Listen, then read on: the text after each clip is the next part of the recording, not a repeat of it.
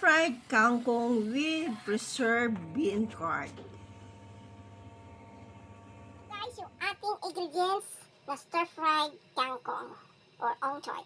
This is a beancurd cubes. Yan, ito siya. May flavor na may chili ito, guys. And merong wala. Ito yung aking gagamitin, walang chili. Kasi ayaw nila ng maanghang. And then, sliced ginger.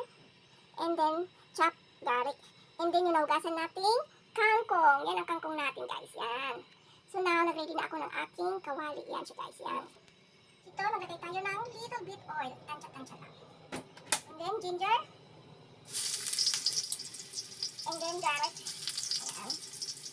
1 cubes ng preserved beancurd. Ayan.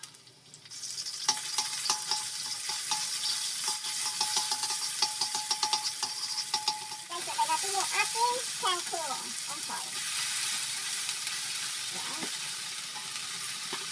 Asin. Asin pala ito. And then, sugar.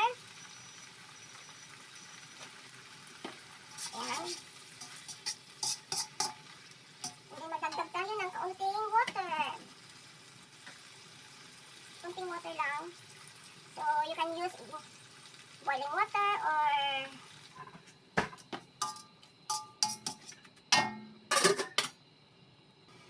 ito na, guys.